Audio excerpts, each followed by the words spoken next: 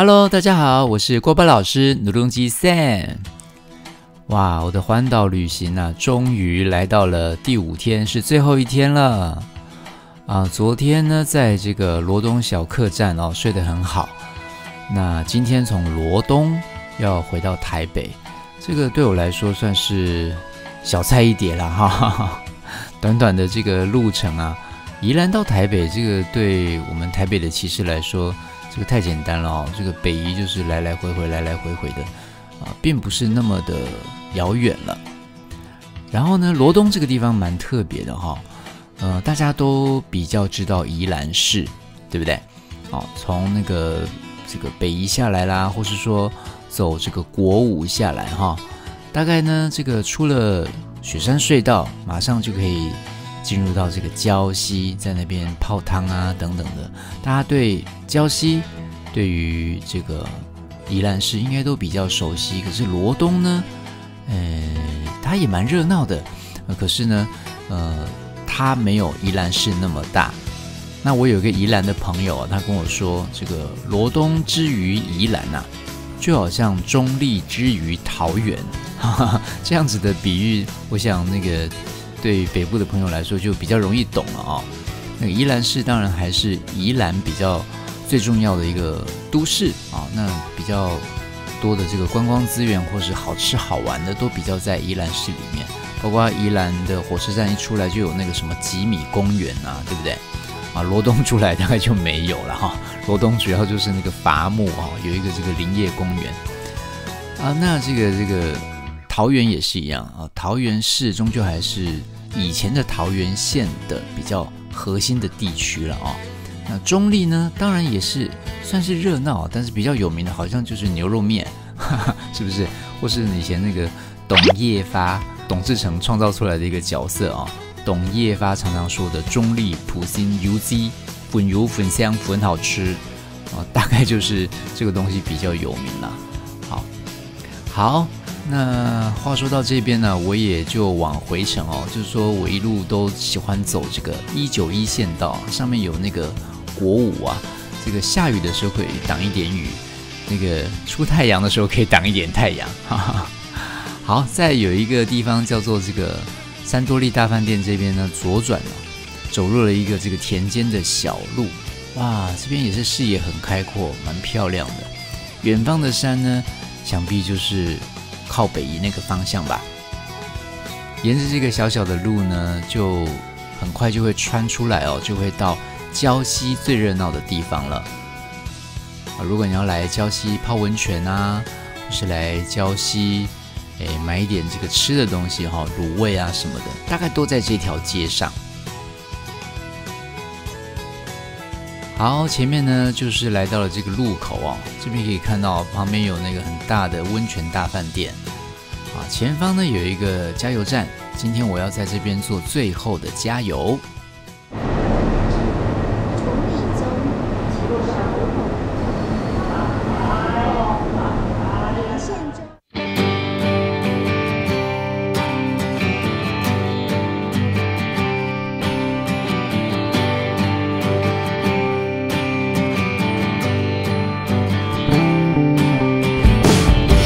好，最后一次加满油呢，也再次的打起精神就要上路啦。来到这个地方是台九线就是要左转，就准备要上这个北宜公路了我是第一次在这个早上的时间从宜兰往台北骑因为以前每次北宜过来的时候总是面对着太阳骑，所以那个这个北宜公路上的画面常常都是逆光第一次从宜兰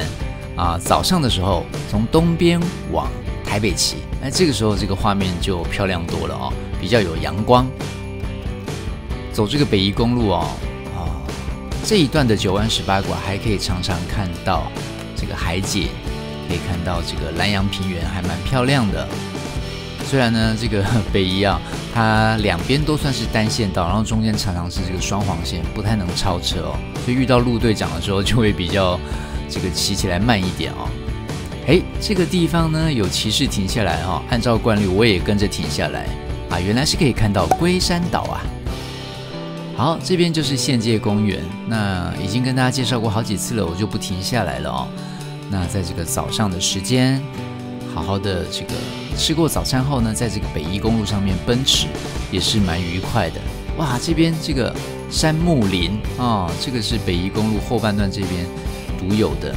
它的特色之一啊，是很漂亮的一段森林的这个道路。好，北宜公路速限40，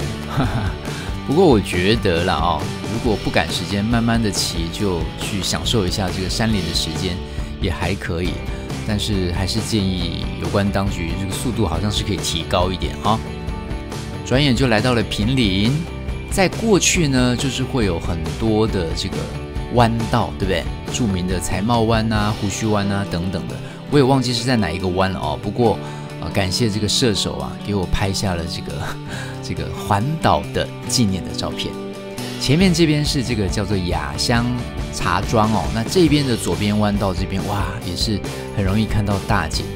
如果很早很早来的话，很容易看到云海哦。好，右边这边呢，就是可以岔往石碇的路哦。那来到这边的北宜公路呢，就离台北非常非常近了。我在外面晃了5天4夜。去了好多的地方，留下好多的回忆，终于快要到家了。观众朋友们，给我掌声鼓励鼓励，耶！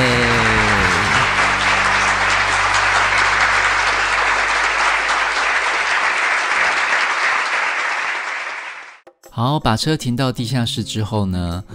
看着这个里程表，心里有一种说不出来的满足感吗？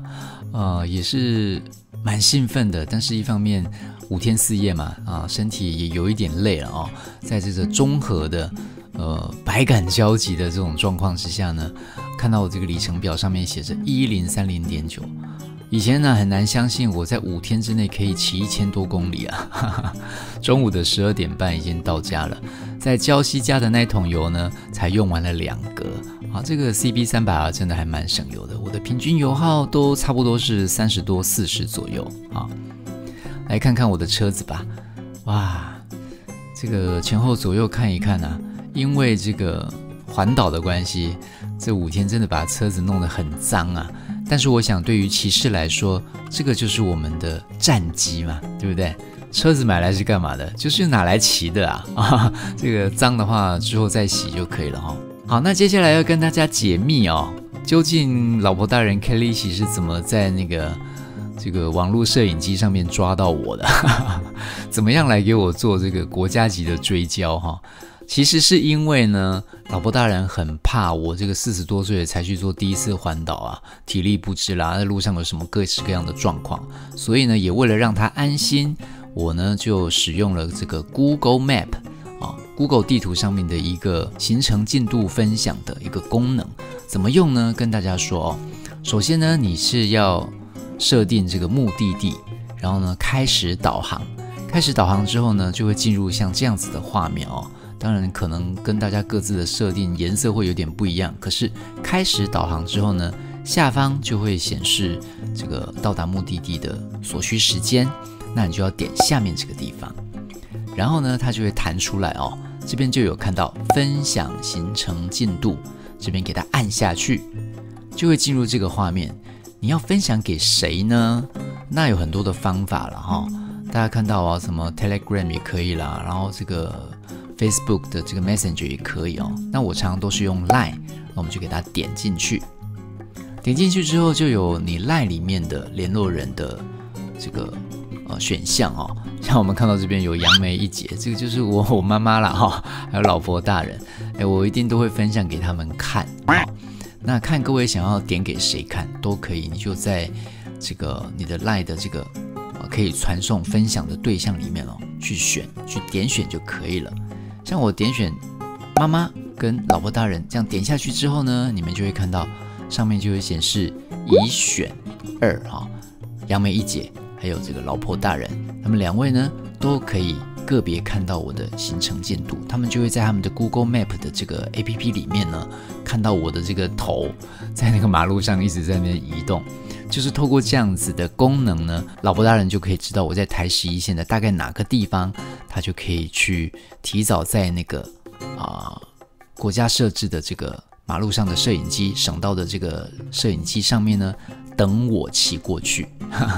不过还是要蛮花时间的啦哈，老婆大人真的很在意我啊，所以呢，这不是真爱，什么才是真爱呢？是不是？好，接下来跟大家分享一下呢，其实你要去环岛，还是要准备一些东西了哦。毫不准备说走就走的环岛其实也蛮恐怖的，虽然在台湾还算蛮安全，但是我还是建议大家凡事都是有所预备是更好的。那像我呢是预备了一个随身背包啊，那行李箱当然是锅巴大哥提供的，我就没有算进去哦。随身背包你要装各式各样的东西，衣物啦，像我还有这个 GoPro 摄影机啦、电池啦等等哦，都要装在里面。再来就是防摔衣哈，长途的旅行。这个防摔衣我想还是需要的，还要包括这个护膝啊，膝盖的护具，你怕小石头会跳起来会打到你的膝盖啊，或是真的你很小心，但是别人不小心的话怎么办呢？绝对不要让自己受伤哦。长途旅行真的不知道会发生什么事情。雨衣，哈哈，雨裤一定要带的。